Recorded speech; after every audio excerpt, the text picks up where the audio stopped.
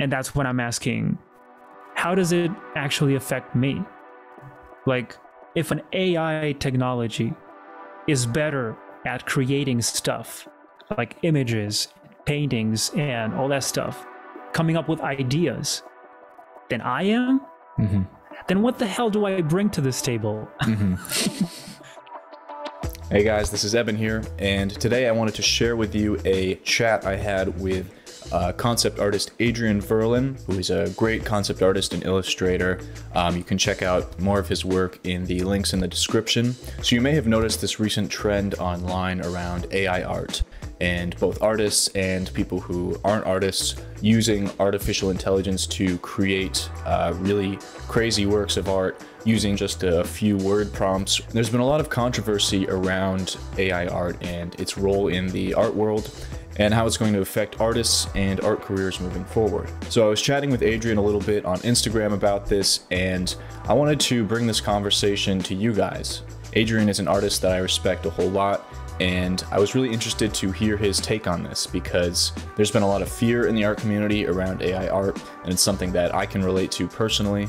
But he has a little bit of a different perspective on this, and I think we had a really great conversation around, you know, pros and cons, what we can expect in the future, and sort of the reality of AI art and how it does or does not fit into the art world.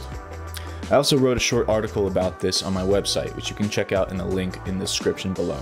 All right, I hope you enjoyed this chat with Adrian, and if you haven't yet, please go ahead and subscribe to the channel and hit the bell so you're notified about new videos that come out when I release them. All right, enjoy the chat.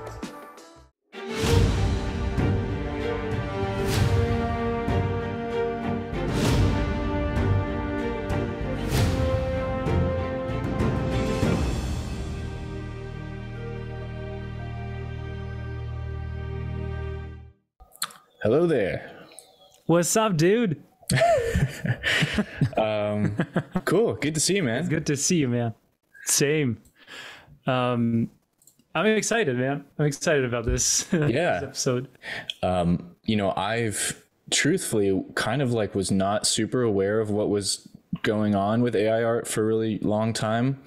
And I guess, I think, you know, probably in the past 3 months, the whole subject has just like blown up.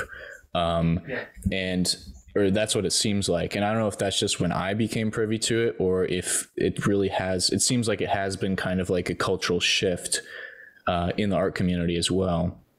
It seems like it went mainstream. Yeah. Yeah. And then there's that big like article that went viral too about the guy who won the digital art contest down in Colorado, right? He won a lot of money too, right? I think so, yeah. And it was like a Mid-Journey piece, and you know, he said he like did some passes in Photoshop or something, but people were super pissed about it. Winner. Yeah. So like I think that you know came up, and I think also just too like the technology has been really advancing really quickly, and like there have been these before and after kind of photos of like, you know, Mid-Journey trying to create a face in 2019 versus, you know, 2022, and like the massive difference in the technology. But I guess like yeah I guess like I've been seeing a lot of people, you know, kind of posting different opinions about it, and like a lot of like fear, like you said, in the art community. And then there are a lot of other people who are kind of like, this is just another tool. Artists will always be invaluable. Or even that like this is like a passing trend or something, and like people are going to kind of forget about it pretty soon. I guess I find it interesting to hear different artists' perspectives. And you know, as you know, you're an artist that I respect a lot, so I definitely you know, appreciate your input on this. And I was kind of interested to hear you say that like you've been using AI art yourself for a little while, and you see it as just kind of like you know, this more of a digital tool, and you don't think there's reason to have this kind of like this sort of fear and like despair around, you know, how it's going to affect artists in the art community. So yeah, I was wondering if you could tell me a little more about your perspective on that, because like, and I can get to this in a minute, but my perspective has, it's like these past few weeks has been like really different. So yeah, I mean, what I guess in a a quick summary, like what has your experience been like using the software, and like how do you see it affecting artists in the art community? Yeah, I feel like my journey through art has been the most organic thing ever, because it's not like I'm having like a specific path that I'm thinking of following or whatever. It's almost like I go with the flow, that expression. And yeah, it wasn't that overwhelming back then. Like you said, it seems like it exploded nowadays. It's all over the place. And now there's like an AI coming out every week, So I remember back in the day when, this is like 3 years ago, right? Or 4, I think. And there's this NVIDIA canvas, which was called GoGAN back then. And it was like a desktop type of app that you could download and felt like Microsoft Paint. But then on the other side of the screen, it translates into like photorealistic mashup of like different textures and photo references and stuff. So I did that. I even posted it on my Instagram, which is nice because now I can look back. It serves me as like a tracker, in time. Like I can tell exactly when I did what. And the most recent one I've been using has been Stable Diffusion, which I guess it has a lot to do with disco diffusion. And then there's like other website browser-based, I mean, not that the last two I said are not, but I'm making this difference, between the ones you download and use on your desktop and the ones you use online, which seem to be most of them nowadays. Look, I don't care. I have my own thing. I can paint, I can draw.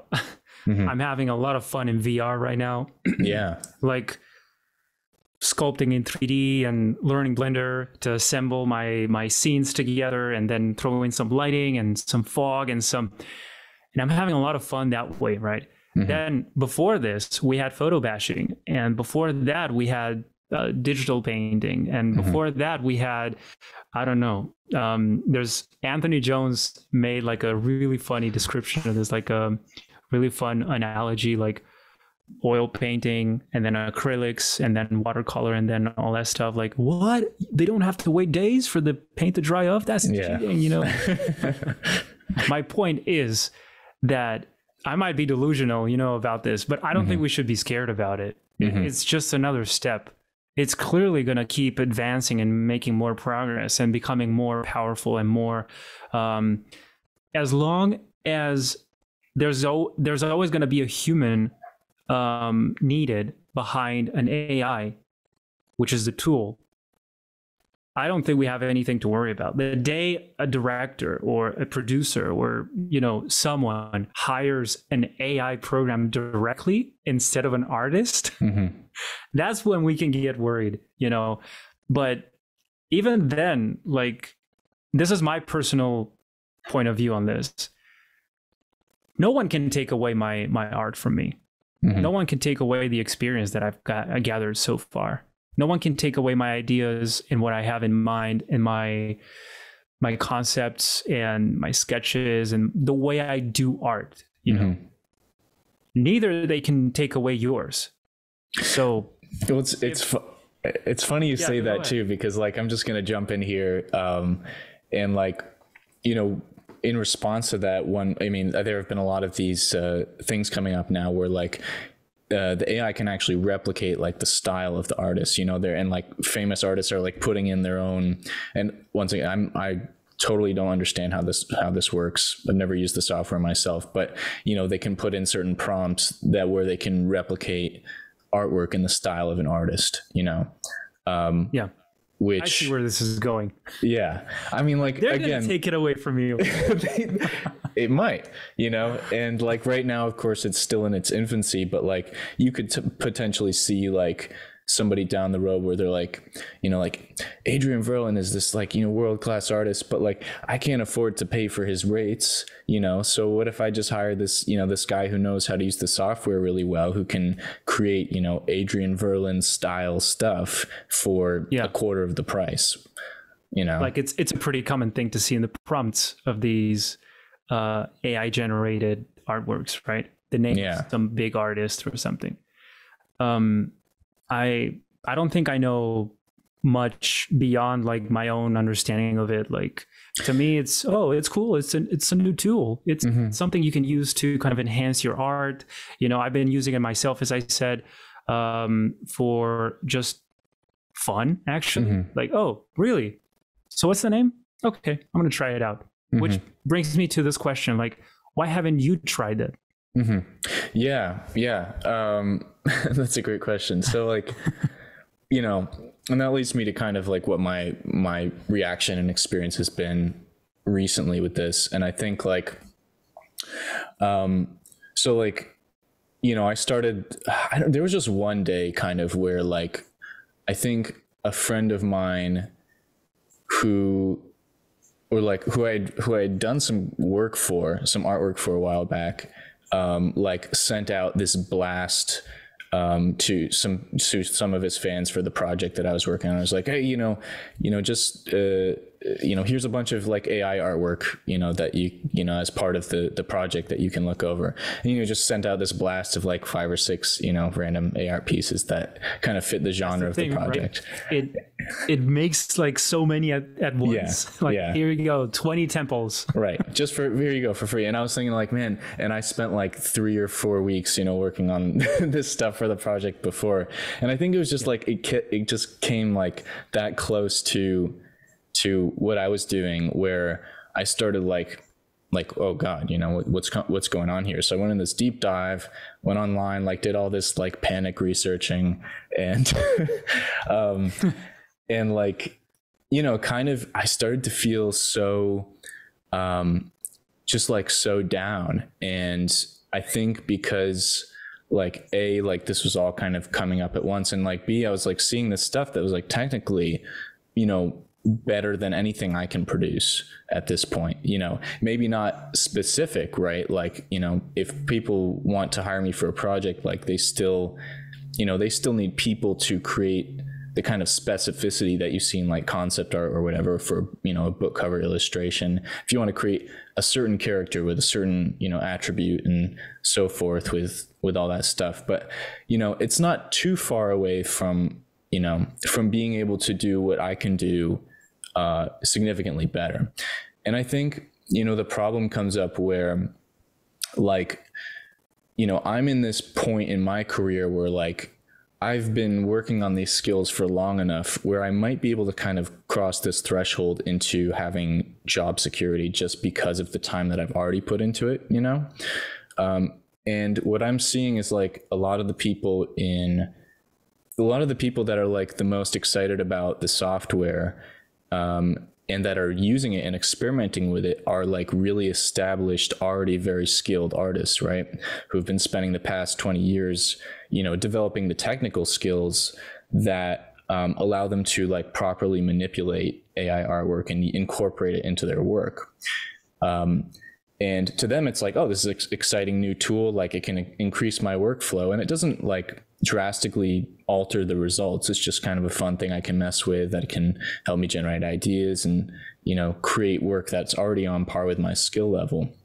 But meanwhile, like, there are people that that are like just now, deciding they want to enter the art workforce, for example, who, maybe they went to art school or something, but they don't, they haven't been working on the traditional skills for long enough, where like they're kind of thinking like, why should I be spending all this time learning how to draw or to sketch when like I can just generate something in, 10 concepts in Midjourney that are 1,000 times better than anything I can create right now. And I can sell them for, $50 a pop to whoever, and because like, and this is where I feel there's this difference between AI artwork and, for example, photo bashing or using Blender, because like that's, like you said, that's a common argument you hear where it's like, yes, there have been all of these people said the same thing about Photoshop 10 years or 20 years ago or whatever, and these are natural technological progressions, and it's no different this time around. It's just like something that helps us work a little bit faster and maybe bump up the quality in our work a bit. But like the thing with photo bashing and with Blender is like I've seen, and I work with students, and I've seen people who don't have art and design skills trying to create like photorealistic paintings with photo bashing, and it looks terrible. Like it's in fact, I think it's like AI art being used by beginners. Have you realized how veteran artists tend to get like those epic results with these tools? And see, that's where like my knowledge of the software kind of stops, because like that's what people are saying. They're like, there is some design input involved that but like at the same time I have seen a lot of like really beginner artists starting to post like really crazy stuff. The way I see it is that it kind of closes the gap in the difficulty equation of like how to become a successful artist overnight. I can finally draw, like I can create stuff, I can make beautiful images, right? But the reality is that I believe the way your mind works matters. And I don't think we can compare, like, first of all, each of us has like a different experience of reality so far, right? Each of us has their own lives and their own experiences. But on top of that, if you add like the amount of years of experience of learning and wiring your mind and rewiring your mind to learn, beginners tend to, I'm speaking for myself here, but tend to go over they rush the technical part so much. Like, I want to be able to paint as realistically as possible, Right. I want to nail perspective and nail color and lighting and all that stuff. They go crazy over anatomy and all that stuff. But then when it comes to actually creating, like from a design perspective, that's where you're lacking. You don't have that experience. And that can be only learned through practice, and a lot of observation. And yeah. So it's like, say a beginner or a someone with no art experience goes to use the software and they generate, 50 different images. They wouldn't know per se how to select the right ones and then how to modify the prompt to improve it. They can learn for sure, but like, I don't know. I can't judge. I haven't seen anyone. I don't know anyone who does that. And I guess it can be done for sure. Like, imagine a 17-year-old kid that has been drawing for a couple of years. Typical, like, I want to be a concept artist, but they don't know exactly how to get in. And then they find this. It's almost like being born in the time of the internet. Like, the internet is coming out, and you're being born in that time. So that's why I'm like so excited of the times that we're living, bro, because it's like this amazing burst of evolution in technology and everything. And the kids growing up with these things, it's almost like inherited trait for them in a way. They've never known what was before this, like we did, because I keep thinking of social media and the way it wasn't around like 15 years ago. And you had like some instant messaging apps, definitely not on your phone, only at home, or even some places where you could go pay for an hour of internet, sit down, play with your friends. I was going to say Call of Duty, but that was like more like Counter-Strike back then. Yeah. But yeah, my point is that nowadays they might just get used to this, like, yeah, AI art, sure, like that's my job, I'm an AI artist. I don't know, or promptist, like I've been reading around.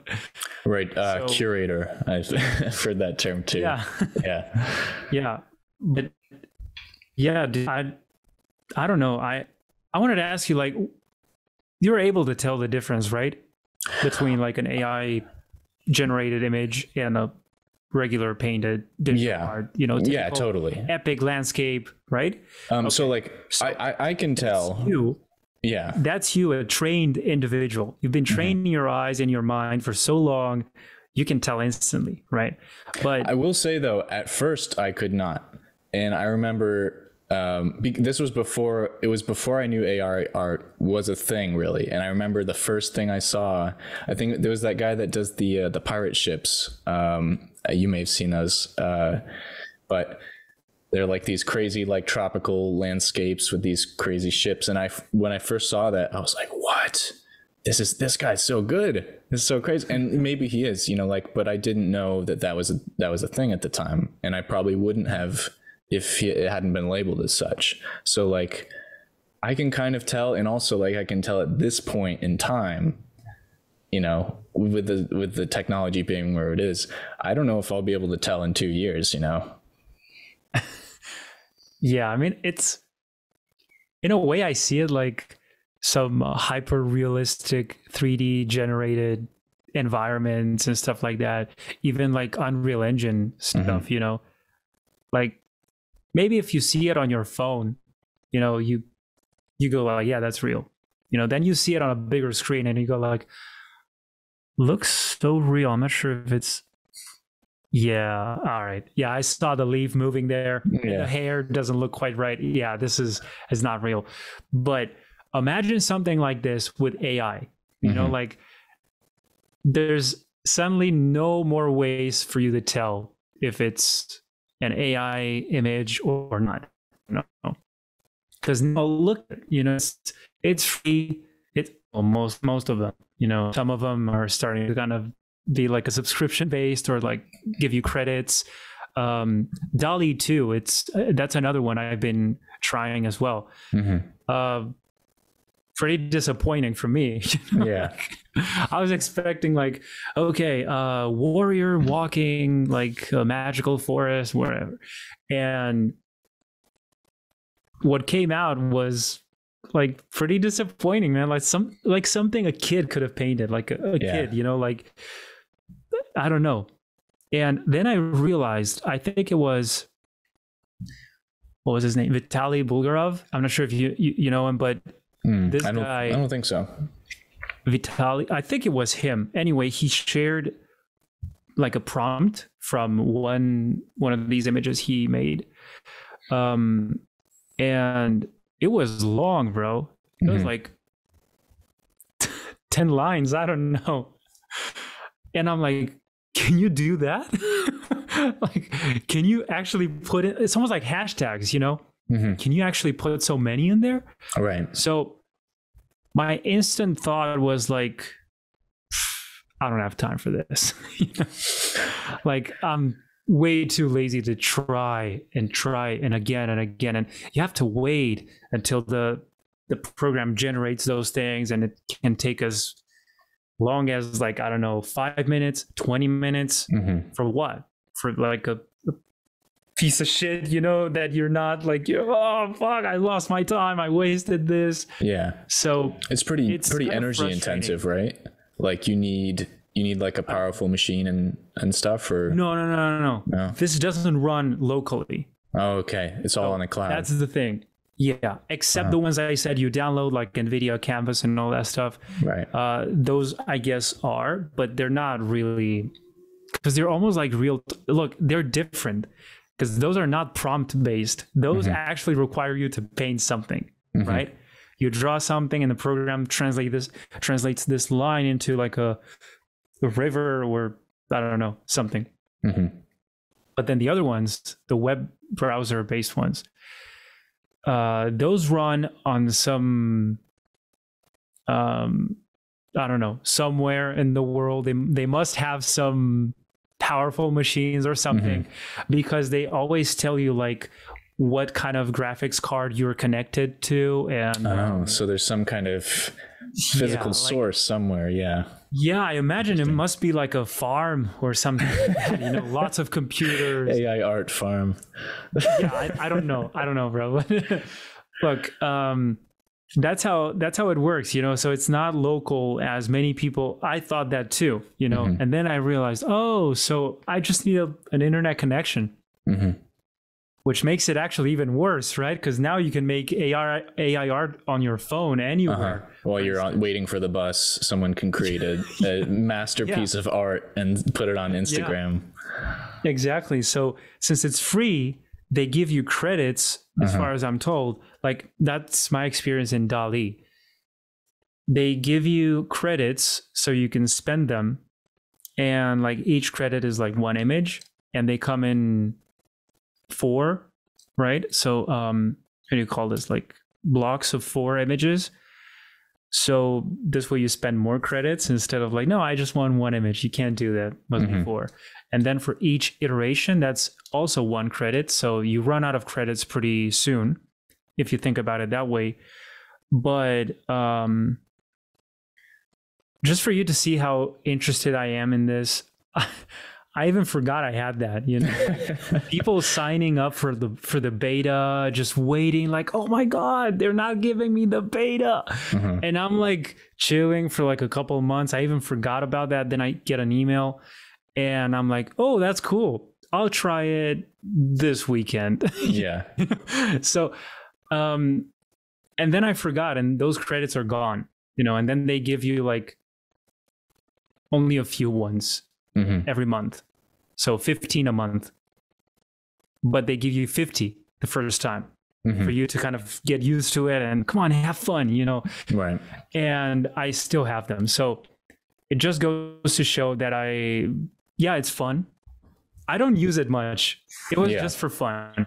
I don't see it as something that you can, I would not upload it as my final art, you know? And I don't want to upload it as like a raw image from this program either. Oh yeah, there's another one, Art Breeder. So Art Breeder is a web browser based AI thing that works with sliders, and I don't think there's any text put, because that was the game changer. That was the thing that you defined as like, oh, don't you think it's becoming like a mainstream thing now? Like everybody's into AI art. The text input, I think, is what made everyone so interested in this. Yeah. Because everybody can do that, right? Everybody can write a couple words and come up with something. But if I have to draw something, if I have to move some sliders now, I don't want to do that, right? So they made it like easier now. And I get it. Like, I think it's okay, but don't you think that we're feeding this machine more and more? Like, we're literally training it every time we use it. Right. Well, and every time we upload, any artist uploads anything, which is like the only way to get exposure now, right, is to just keep throwing your digital work into the void. All of that is feeding into the algorithm as well. So I think like a lot of people who aren't interested in AI art are like, they're like, look, every time I put my work online, I'm also, training this algorithm to, to create better artwork based on my work, because now it can find you, right? Yeah. It can find your works somewhere online. Yeah. Right. Cool. Yeah. I think, the question I wanted to put to you is, I guess with all these things in mind, is like, do you see any sort of, do you think that artists that, and I guess actually first, I can get to this in a second, but I never really fully answered your question as to why I don't use it myself. So I can get into that first. I guess like, I don't know. Well, I haven't tried it. And like, I think maybe there's just like, part of me that, I'm not purist kind of stuff. I guess kind of a purist, and I think like it's not totally out of like from a creative standpoint. There's definitely like some ego stuff involved where I'm like, man, I've put so much time into developing these skills, and like I'm kind of at a point where like, you know, I've kind of built my career around this more sort of traditional style. And then the other element is like, again, I haven't tried it and I feel like I should before I make too many judgments, but like, I just don't see how that's an exciting part of the workflow, you know, like, like it doesn't, I don't know. Like, I feel like some of the best parts of the art process is that part where you just like, you got a blank canvas and you're just coming up with ideas, you know, you're just sketching stuff out and like refining and like learning more about the idea as you're sketching it out. And I guess it's cool to be like inspired by stuff too. So I understand how like some people would use that as like inspiration for, you know, a composition or, you know, an idea or something. And that's not totally different from just doing a quick Google search or, you know, like I use Pinterest all the time to like find relevant stuff to draw ideas from. But like, yeah, I mean, there's something really satisfying in like the physical execution of something, you know, and like making a good line or like, you know, finding the right variation of your composition, you know, out of the 5 that were terrible, you know. Yeah, I mean, I don't know. I feel like it just, you know, you're just skipping past a lot of what makes art interesting and fun to me. I'm going to try to see if this works. Oh, yeah. Okay. Nice. You see it, right? Mm-hmm. So you see this? This is the output, right? This is what the program actually interprets in its own way. Well, this has some painting done. But this is one of these things you do once, you know, like AI, what's that? Okay, I'm going to try it. And you do this and then boom, final image, you know, but this has almost nothing to do with this. It's just the beginning, you know, the starting point. Like, okay, I get it. It's the green place, rocky area. There's some clouds. Maybe there could be a river. I don't know. Yeah, cool. Maybe some color information is retained. But then you kind of, I don't know, keep branching out onto other things, you know. And this giant turtle right here used to be a rock, actually. It's almost like one of those exercises, like you're looking at clouds and stuff and you go like, oh, that looks like this, that looks like that. Oh, so that's something that happened with the rocks over here. But those rocks are mostly painted afterwards, because if you see this, that's nothing. Yeah. So it just gives you noise in a way. It gives you like a sky full of clouds. And then you have to interpret what you see there, right? But this is one AI. The other ones you're mentioning, they work very differently, right? They give you 4 images, variations of one thing. So this is, remember that character, those Japanese cartoons, Doraemon, I think? I don't think so, no. Anyway, I tried this guy playing League of Legends. This is an AI called Stable Diffusion. And it's free. You just load the website and you type in whatever you want and it gives you stuff. So just for fun, I did this. Dude, I don't know how to use this for work. Maybe I can get to a point where I can actually do something like this, you know, like give it a more serious kind of a try. And yeah, but look, now that we're here, I wanted to show you something else that I did recently. Okay, this image was also that, but I haven't saved the original prompt. The original image was something like this. It looked like this, right? It was just a house, and that's it. It was daytime, by the way. And I just wanted to see if I could do something. I was kind of in a moment of like, oh, I'm tired of so much 3D. I want to paint something. It's been days. So I drop it into a canvas. I resize it. I go like, oh, maybe here. Yeah, rule of thirds. Let's go. So then I start to paint, bro, and all of this starts to happen. So it's another way of doing it, another way of coming up with this kind of, actually, maybe if I do this, you can see me as well. I can. Wow, that's very cool. That's nice. So, yeah, like it's another option. So, yeah. You want to do it? Yes. Right. No. That's okay. Yeah. It's up to you, right? I totally get you because I'm that way too with some other stuff. Like for instance, certain social media, like, no, why do I need a TikTok account? Like, it's another thing to be worried about afterwards, like another thing to post on. I'm barely keeping up with the ones I have so far with like Instagram and YouTube.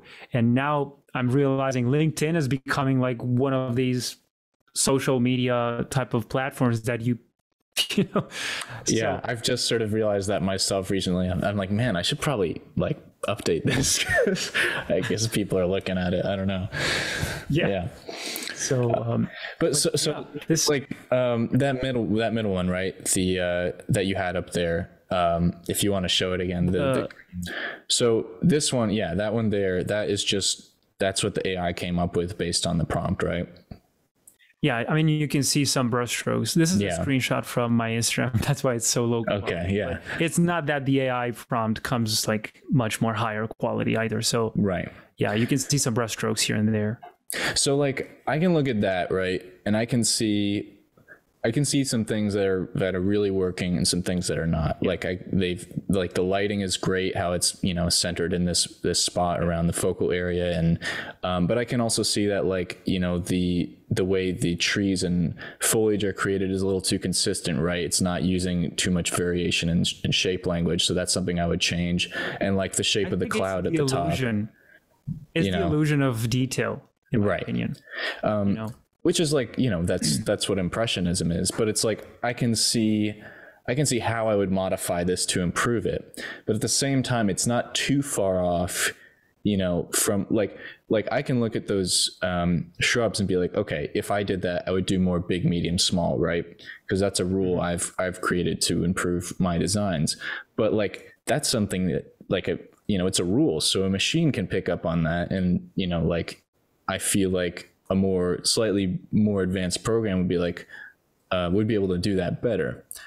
And so like my question then becomes like, yeah, you could use that as a basis for a painting, but what's stopping somebody, from generating that prompt and, selling it to a client and completely undercutting, what I would charge for, a comparable piece of art? Yeah. I guess that's the difference between like, when the light bulb was invented, all the wax candle makers were out of business, and when Photoshop came out, all the traditional artists kind of did this. And I guess that's the difference here. And by the way, I'm just trying to see if we can make this we can work. See it in action here. This is how random it is, bro. Like, I mean, random. I mean, it's interesting to see it work because you have layers as well. So now if I add another layer, I can just add some, what is that? Sky. Okay. Then let's make some clouds. And which program is this? This is NVIDIA Canvas. Okay. This is the one you download, but now they have another one that's like web-based. It's GauGAN, right? GAUGAN. And it's the 2 version. So yeah, but this is how I had fun with what I made here, So you can see it in real time, right? Yeah. Yeah, you can also paint here, but I see it's a little, it's not that slow anymore.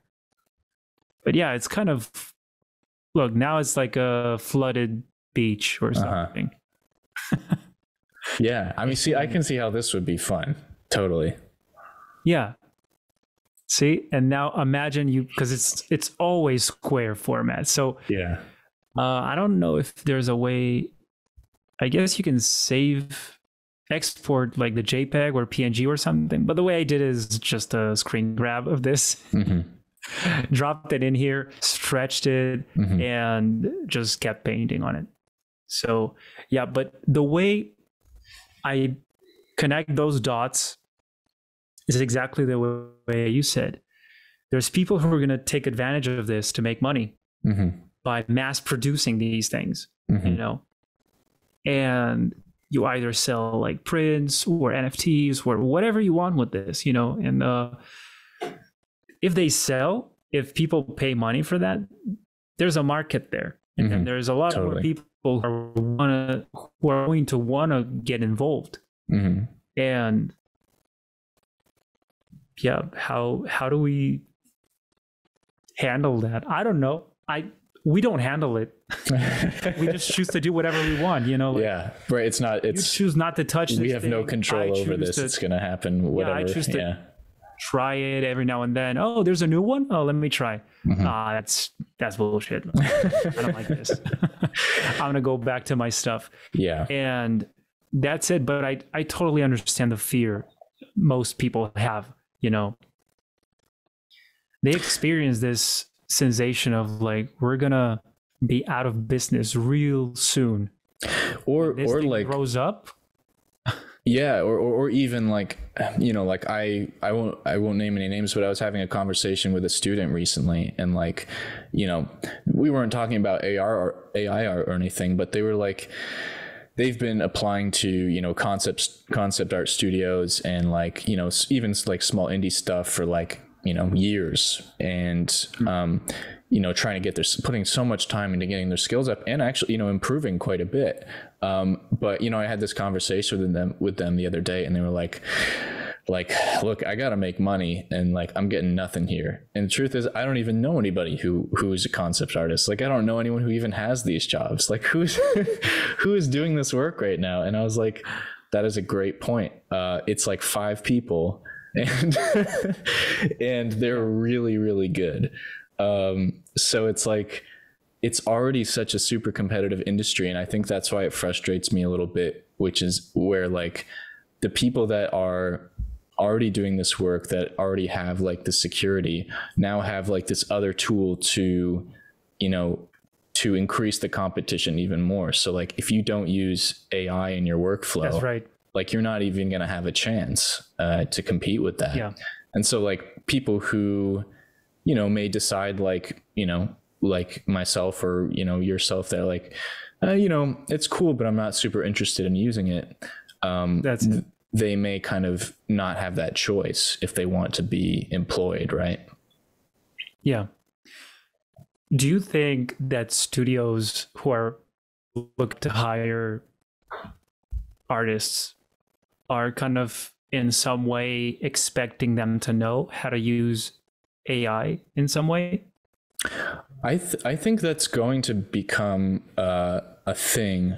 Trent Kaniuga recently did a video on this too, and you know, he's been deep in the industry for a couple decades. You know, I just haven't seen this one specifically, I think. Right, and you know, of course, they're all projections, right? But you know, I think, you know, just like now, it's not as like, if you want those jobs now, it's not essential to know Blender. It's almost pretty essential to use Photoshop, or at least to use digital art in some way, right? And like, you don't see, maybe at Wizards of the Coast, they're still hiring like oil painters here and there, but I don't know about that. Yeah. So like, you can see, you know, the trend continuing in that direction, potentially, because like, I think, you know, with someone who knows how to use it well, just like with photo bashing, you can increase turnaround quite a bit, right? If you can, you know, generate 10 AI images and, you know, adjust those, you know, put an hour into each of those to polish them up. As a concept artist, I think that's probably a huge a huge advantage. But Yeah.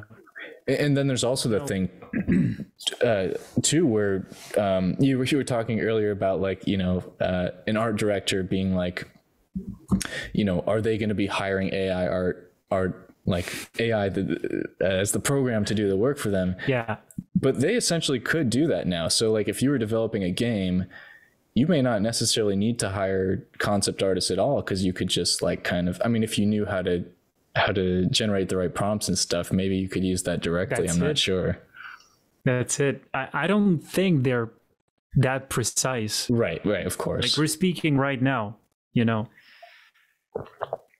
and you usually need specific stuff. You know, like, no, but not that camera. I need it from this angle. You know, like tell the AI how that works. Oh, you don't know? Yeah. Then you have to figure it out. Right. Then if you can't figure it out, then you have to hire someone to figure that out. You're still hiring someone else. And I don't know, this is stuff that I'm making up on the way, but I just see it as like, it's not there yet. And I don't know if it will be, but it's true that it got to us in a different time in life, different time in our careers. Right. Imagine we're getting started right now. Like it's 2022, we're like 20 years old and we want to learn concept art. And there's this thing happening. Right. You know, AI art and all that stuff. You still have to learn the fundamentals. You still have to get around the very basics of design and painting and learn some 3D package and all that stuff. And AI, it's like candy, you know, like too much is bad for you. It looks really sweet at first, but yeah, something like that. Yeah. But let's say you do it. So what? You learn how to use AI to make your stuff, right? Like the same way I showed, you create like a base or something that looks quite messed up, but you learn how to iterate on top of that. And what's so wrong with that? Like at the end of the day, what matters is what you provide, right? And how fast you are and how high the quality of your work is. And that's what I was talking to a friend of mine today, was like, I said, dude, one use I see for AI in like this industry, you know, as a concept artist and stuff like that, is when they ask you to design 100 shields, 100 helmets, 100 boots, 100 swords, you know, all that kind of huge number of variations and stuff like that. That's, in my opinion, when you could use like some AI to generate those things for you. They will suck. Like 90% of them will suck for sure. But then you extract the ones you want and you find a way to mix them together into something that's presentable, that looks nice, and you're happy with.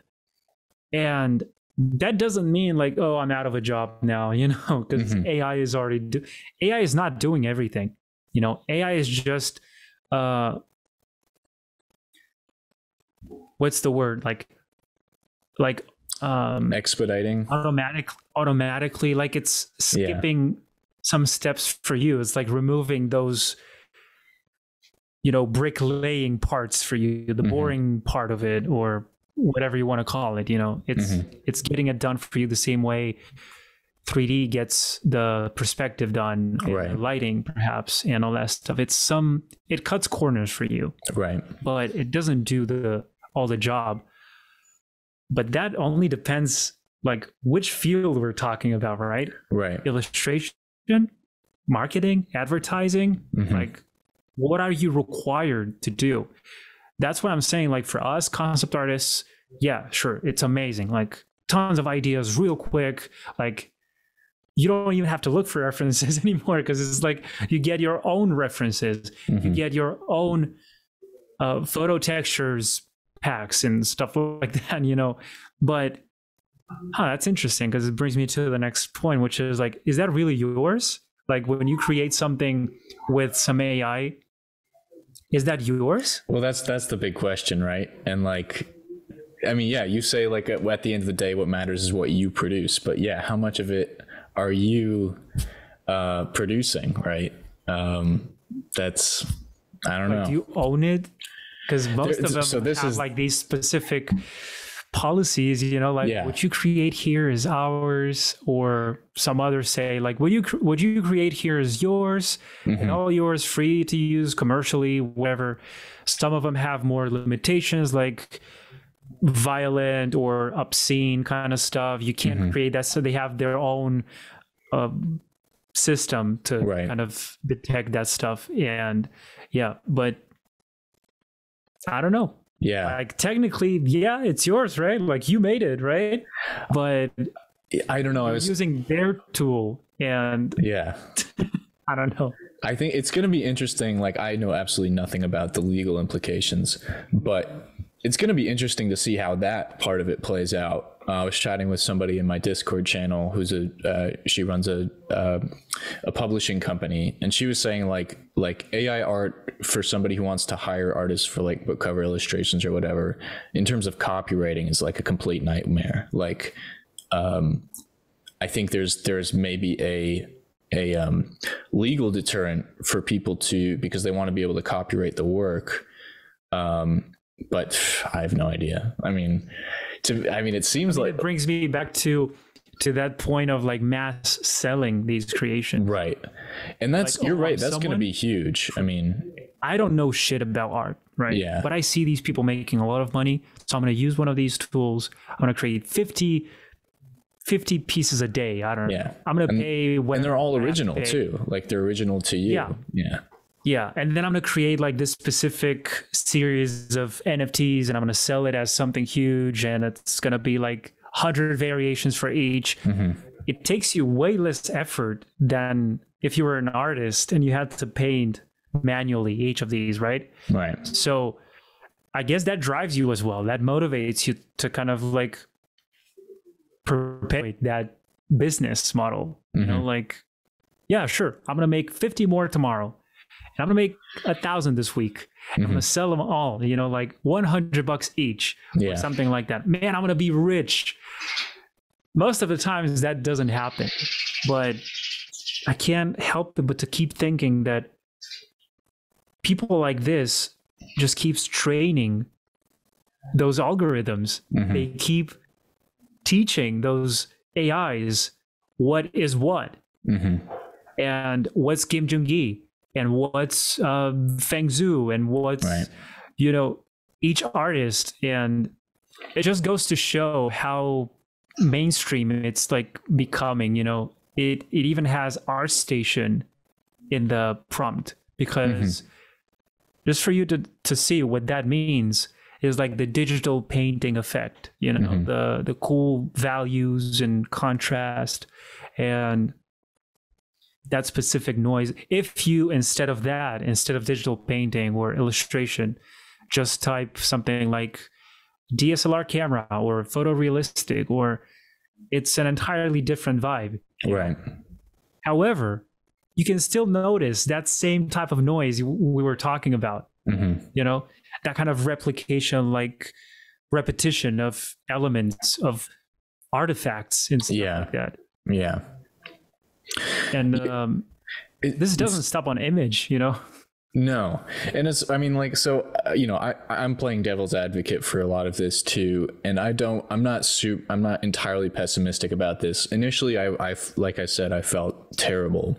But I ended up writing about it a whole bunch, and I wrote this, you know, this blog post on my website, and it was like helping me kind of process through a lot of this stuff. And I think it may have been really important for me in my development as an artist, because I was like, I don't know, my whole thing with art for a long time has been like, I don't really like, I just want to make pretty stuff. Like, I want to make stuff that technically looks good, that has nice lighting, that has cool details, that just looks pretty and nice.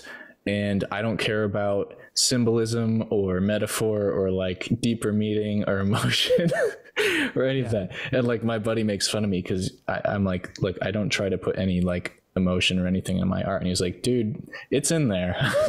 Like, okay, fine, if you say so, but that's not my intent. It's inevitable, I guess. Yeah. So like, that's the thing is like, okay, now a computer program can make things that look cooler or are more technically sophisticated. Like, how can I now distinguish myself as like a human with a voice? You know, like, how can I now re-examine my own art and say like, okay, maybe the goal now isn't to just create something that looks technically awesome. You know, maybe I should be thinking about like, you know, how can I create something that's unique to my story? How can I build a brand around my artwork? Or like, yeah, how can I tell like a compelling, you know, emotionally driven experience or something? Because like, as of now, AI can't do that, you know? And so like, and, you know, maybe never, you know, and that's of course up for debate, by whoever, but like,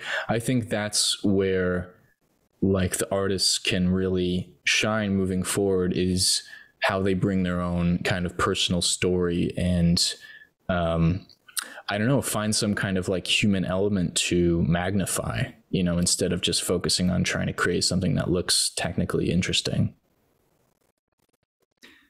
There's no thought process for AI, right? When AI designs something, I mean, I don't know exactly how it works, but I can imagine, you know, it's like it takes a million sources, you know, and learns from it to create and deliver this image for you based on what you've been asking it to do.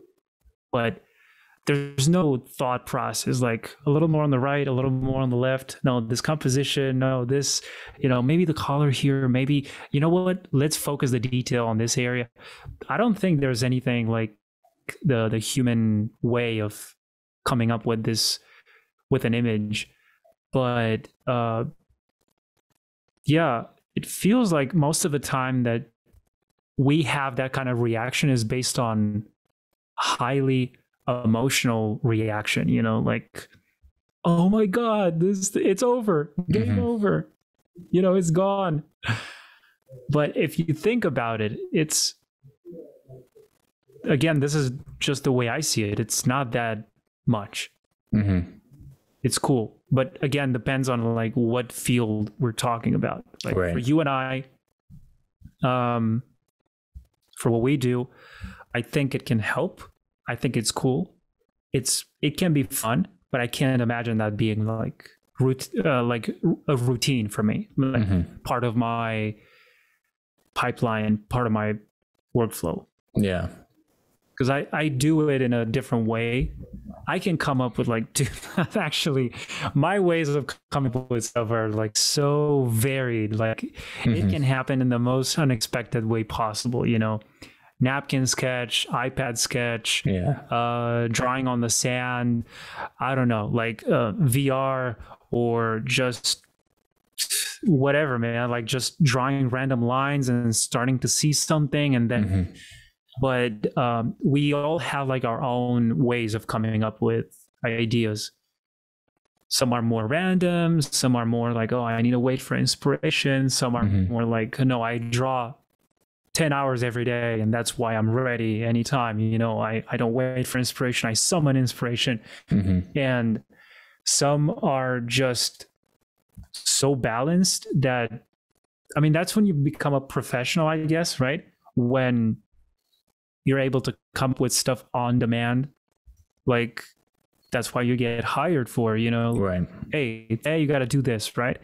And you don't complain about like, I'm not inspired today. I can't think of anything. No, you already have the movements the same way you train your body and stuff, right? Because you've been running for 1 year every day now. It doesn't take you much effort to wake up today and go for a run, even if you don't want to do it. It's just like muscle memory, right? That's what they call it. And all the tutorials we've seen for drawing, for illustration and all that stuff, oh, you got to build the muscle memory, you know? And that's true. That's the other reason why I think, this is not all doom and gloom too, and why people will still continue to look to artists Because like when I think about it, like, you know, if I want to see the process behind the artwork, you know, where's the process video of, you know, you waiting for an AI to generate your thumbnails, right? You know, there are steps, and they look like an initial extremely blurry image, right? Extremely blurry, extremely simple in terms of values and colors and everything. And then some of them give you the option to kind of let you see more steps, or just a single step, one and finished, you know, or 1, 2, 3, all the way to 50. I don't know how many you want to see, but each step, it kind of gets more and more crisp and more defined, right? To a point where there's nothing new appearing on the image. It's just like, it's almost like applying this filter in Photoshop, the focusing thing, the sharpening filter, you know, like again and again and again, it becomes so sharp that it's like annoying at a point. And yeah, there's no process other than that, you know. Yeah, and I think you don't see things appearing here and there. You see everything coming in at once, and being like pass after pass is like more defined, and that's it. Yeah, and I think, I don't know, I think people are just like naturally attracted to like what you're saying about like developing a skill. You know, there's just something intrinsically appealing about seeing a human get better, or being a human and getting better at something, you know. So I don't know, I think there's definitely, that's true. I would like to think that that's still appealing, both as a creator and as a consumer of the arts, is being able to see the process too. Yeah, totally. So for us, it's like a way to, it's like a support. It could be a way to support our workflow. But personally, it's more of a curiosity I had, you know. Yeah, I wanted to see. It's one of those one-time things, you know. Yeah. And, then it's gone, because I'm not used to it. I find more joy and more spiritual pleasure in a way, like it's almost meditative, you know, when you paint, when you draw, remember we talked earlier about like having a separated desk with no screens, no computers, no nothing, just pen and paper. That's the place where you feel that, you know, because here you have like a lot of distractions. You have the world at the tips of your fingers right now, you know, the internet. Like I can go anywhere, I can listen to anything, I can see anything. But when you're there, you're alone with yourself, your mind, and your piece of paper and whatever you're drawing on it. And that's a whole experience. Yeah. And yeah, I don't mean this to turn into a conversation of like, oh, against the machines. You no, I'm not saying any of that. But it's nor should it be. Yeah. We can't imagine their process, you know. It's totally different, for real. And if people want to try this, go ahead, like do whatever you want, man. Yeah. But it's inevitably funny when you see people claiming to be artists just because they, you know, they type some words and then images come out. Yeah. And like, yeah, I'm a promptist. And I'm like, yeah, okay. Yeah. Well, if that's what you label yourself as, you know, then by all means. So be it. Yeah. So be it, man. Like, you do you, right? Yeah. But as you said, Adrian, what if this is changing the world? Like, you can claim to like, I don't care, like I have my own thing, you know, like I don't care about that. But what if that is actually affecting you? And that's when I'm asking, how does it actually affect me? Like, if an AI technology is better at creating stuff like images, paintings, and all that stuff, coming up with ideas, than I am, then what the hell do I bring to this table? Like, where does that leave me? Yeah. So we're unique, bro. Like the things we have in mind have no equal, right? And we have all the potential to exploit those very possible skills that you were mentioning. There's something like how did you say it? Intrinsically valuable. Yeah. Valuable about learning a skill, right? Yeah. This is what people like us from 5-10 years ago are doing right now. And I don't want them to be discouraged just because there's something out there that makes pretty images with words, because it's not the same, not in my opinion. I don't see that reflected on any pipeline professionally out there.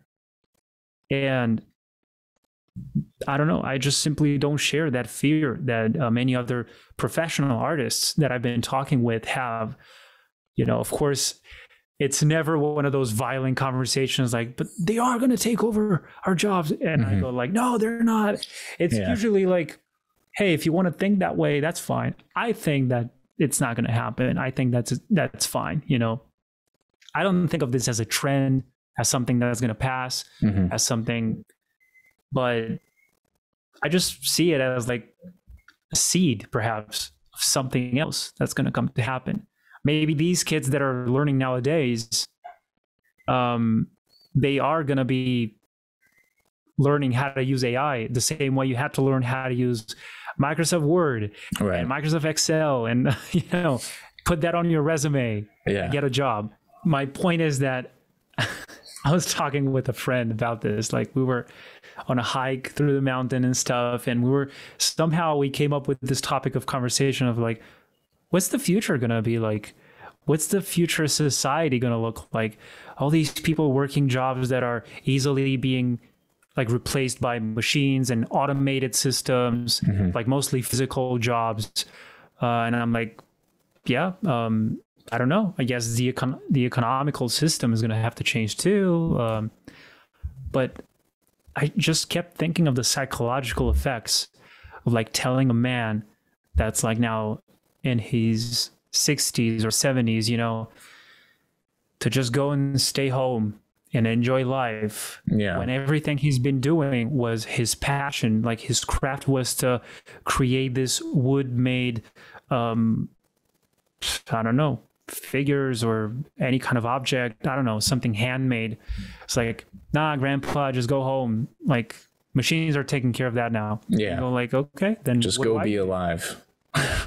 That's when you look for like other things to do, and there's like tons of crappy options out there that are really toxic, and that's how you end up with like a sick society that's like full of addictions and bad habits and all this stuff. And I remember I said something like, actually, you know what, I see this as like another thing you should put in your CV, like another tool I know how to use.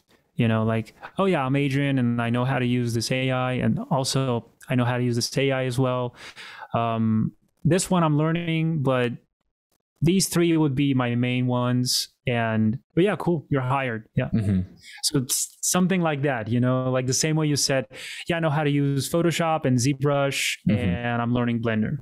Yeah. And do you know any Cinema 4D? No, not really, but I can learn, okay. So it's like these kind of things you put in your resume, that's the way I see it. I don't know. Sometimes I think about it in a funny way. That's kind of what Trent was talking about too, was more of like this symbiosis moving forward, where it was like, it's not like AI is just going to shove people out of the way because it needs, but like, obviously like AI is developing, and there are a lot of potential, catastrophic implications of that. But like, I think, at least focusing on the art world in the short term, it's like, you develop a relationship with them. So it becomes this like symbiosis of artist mind and AI, and you use your brushstroke here and the AI provides, something else here. And it's like, I don't know. I mean, like, again, that's not something I personally feel interested in, but like, I don't know. It could be a very interesting future, and not necessarily like catastrophic. And it's like, if you can make a living off of that, I don't know. Just could be worse. I know it's not the same, but just the way concept artists are kind of like, in a way, required to know 3D. Any program, but something. Like there's a minimum requirement for 3D knowledge, you know? When you might be like, why? I'm a concept artist. I draw stuff. Why do I have to know any 3D? Well, because it speeds up the process, because this. And it's a list of advantages that they list on you. And you go like, so what if I don't do it? Well, then we'll hire someone who does. And I see like a similar scenario for this in a way, you know? Not like, I don't want to sound like it's going to be like that no matter what, you know? No, but imagine some studios prefer that you know AI more than you don't.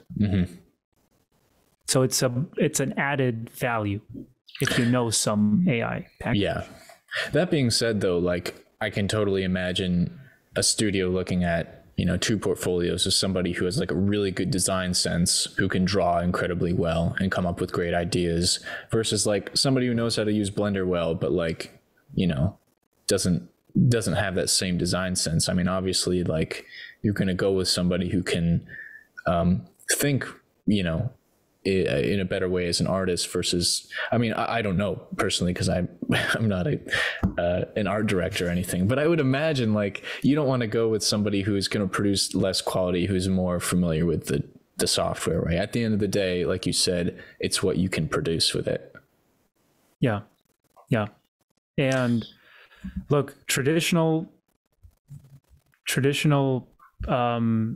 fundamentals are eternal, right? Yeah. They haven't changed in like thousands of years.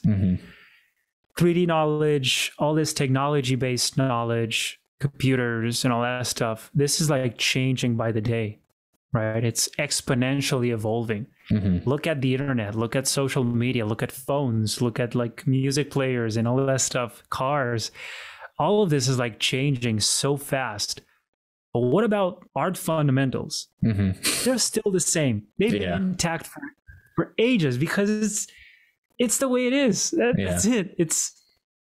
So don't be afraid to learn that and use the rest as like an added bonus. You know some 3D, you know some AI, you know some photo bashing, you know, just to speed up your process. But if you don't know the fundamentals, the very basics underneath, then there's nothing to sustain that added knowledge. That will be my closing thought for you. Yeah, that's as good a place as any to end. And yeah, I mean it's very interesting stuff, and I could chat about this all day. I was gonna say this sounds like something that we could talk about for like hours and hours. Oh yeah, for sure. But I do have to go and make some art and try to get people to pay me for it. Actually paint it, right? Right. But yeah, dude, thank you so much for inviting me. Yeah. Thank you for coming here and chatting. It's always a pleasure, and I love hearing your thoughts on this stuff, and I love seeing your work. So keep it up. Thank you so much, man. Likewise. You've been killing it lately. I'm looking forward to more. And yeah, again, thank you so much, and hope everybody found this interesting or entertaining at least. Yeah. So thank you again. Cool, man. All right. I will catch you later then. Enjoy the day. Awesome. Same. Thank you. See ya.